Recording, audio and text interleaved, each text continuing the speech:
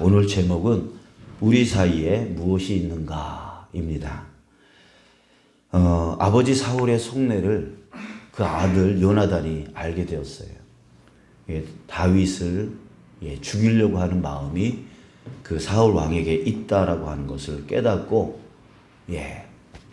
마음에 상함을 받고 그 자리를 식사 자리를 벌떡 일어나서 나와버렸어요. 그 아침에 이 요나단이 다윗과 약속한 장소로 달려갔습니다. 그리고 화살을 쏘고 그 종에게 가서 주소오라고 했죠. 이게 둘만의 약속이었죠. 그러면서 그 종이 그 화살이 닿았을 쯤 이렇게 외칩니다. 화살이 내 앞쪽에 있지 아니하냐라고 이제 외쳤어요. 자, 이 말은 암호였죠. 둘만의 바로 앞쪽에 있지 아니하냐라고 말을 하면 사울 왕이 다윗 너를 죽이려고 하는 게 맞다라고 하는 그런 암호였습니다. 그래서 빨리 도망가라라고 하는 그런 뜻이었죠. 자, 그런데 이 빨리 도망가라라고 그렇게 암호를 전했음에도 불구하고 41절에 보니까 그 요나단이 종을 이제 집으로 보내고 난 후에 남쪽에서 바위 남쪽에서 다윗이 일어나서 땅에 엎드려 3번 절한 후에 그리고 서로 만났던 것 같아요. 그래서 입을 맞추고 같이 울었습니다. 다윗이 더욱 심하게 울었다라고 했습니다. 자, 이 모습을 보면서 요나단과 다윗이 얼마나 사랑하는 관계였는가, 또 얼마나 우정이 깊은 관계였는가, 이것을 우리가 볼 수가 있습니다.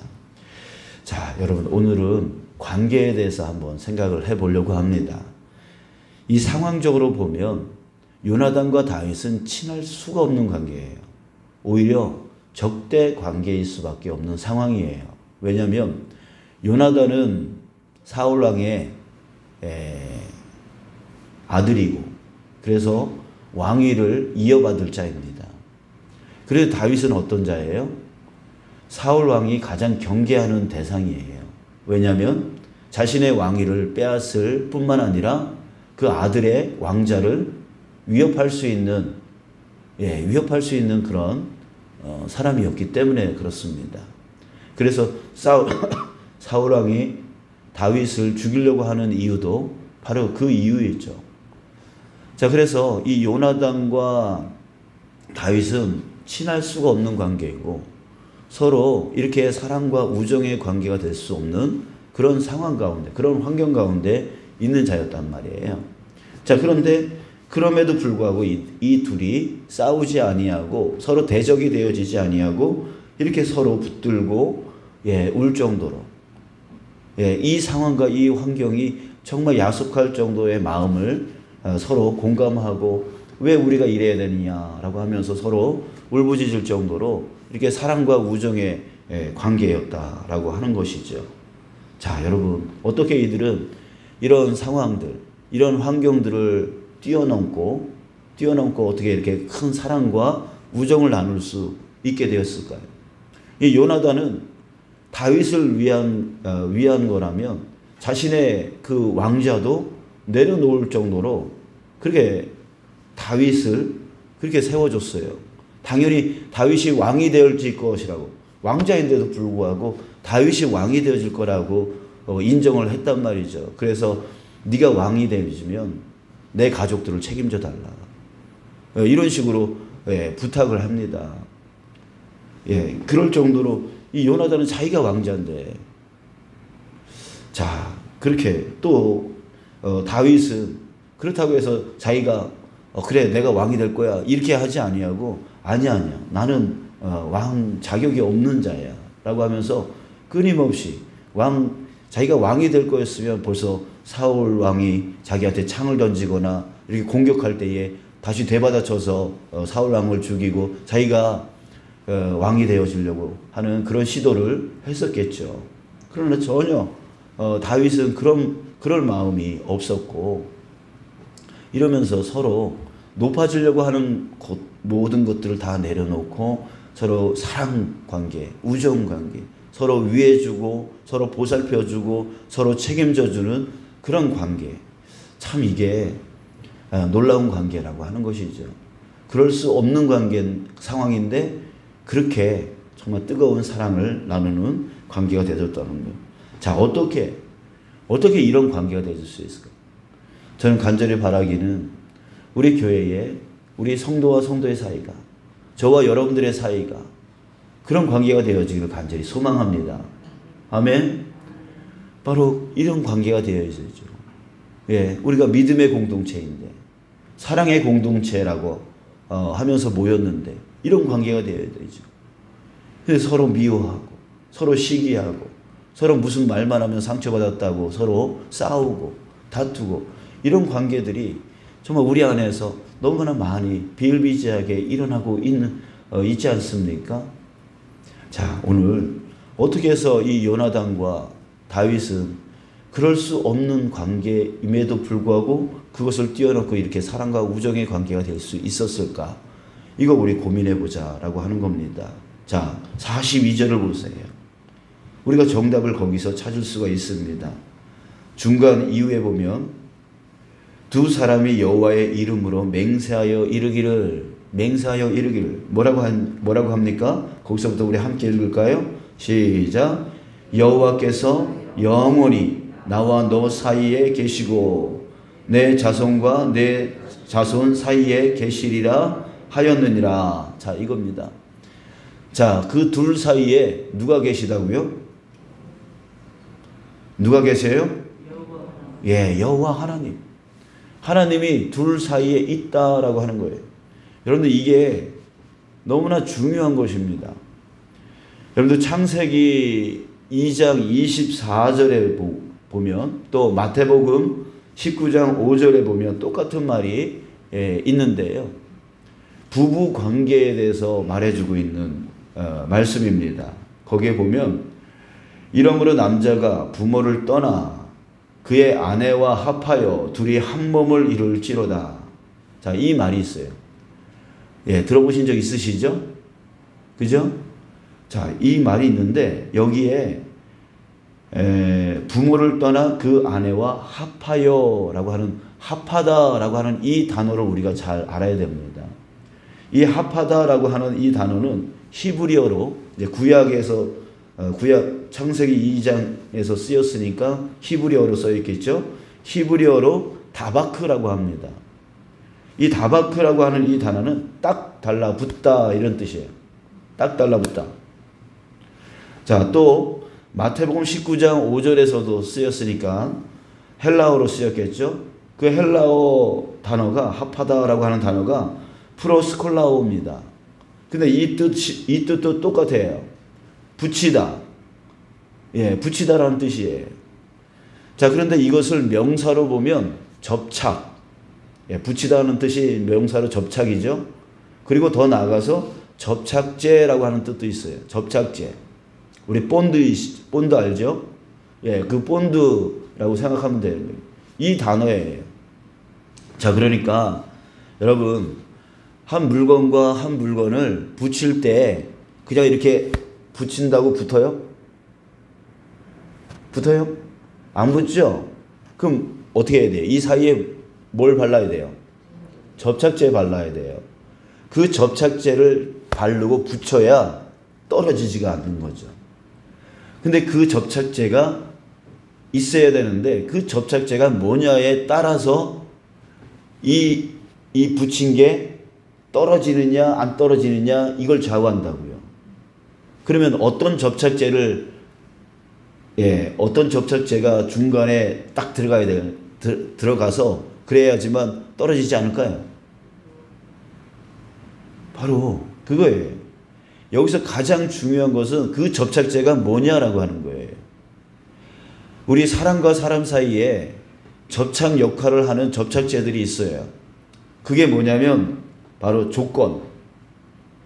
부부가 결혼을 할 때 우리 드라마에서 많이 보잖아요. 서로의 조건을 따지고 그 조건을 보고 결혼하는 경우가 있잖아요. 그럼 그런 사람들은 조건이 바로 그들의 접착제였단 말이죠.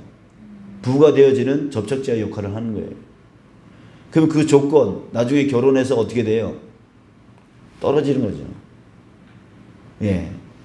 또 유익의 관계, 또 학연, 지연, 혈연, 또 일, 관계, 예, 이런 것들이 접착제 역할을 하는 그런 관계들이 있어요. 그죠? 예, 이런 관계는 어떻게 해요? 결국 그것들이 깨어지면 떨어져 버린다고요. 그런데 절대로 떨어지지 않는, 성경에서 말하는 절대로 떨어지지 않게 만드는 그 접착제가 있단 말이죠. 그게 바로 오늘 요나단과 다윗이 말하고 있는 거예요. 너와 나 사이에 누가 계시다고요? 여호와 하나님이 계시다고. 여기서 그 접착제는 바로 여호와 하나님인 거예요. 신약에서는 예수 그리스도이신 거예요. 그분이 하나님이시니까. 바로 너와 나 사이에 여호와 하나님이 계시다. 그랬을 때 우리도 어떤 우리 공동체도 서로 어떤 그 접착제가 뭐가 되어야 된다는 거죠? 바로 예수 그리스도. 주님이 우리의 접착제가 되어져야 된다는 거예요. 여러분들 성도가 성도 사이에서 막 일의 관계가 되어지고 조건의 관계가 되어지고 유익의 관계가 되어지고 학연, 같은 학교 나왔다고, 그 다음에 지연, 같은 지역에서 태어났다고, 또 혈연, 내 가족이라고, 이런 식으로 신앙생활을 했다가는 어떻게 돼요? 깨져요. 싸워요. 다퉈요. 갈라져요. 그런 것들은 낄 수가 없는 거예요. 자, 여러분, 이원철 목사는 여러분과의 사이에 무엇이 있을까요?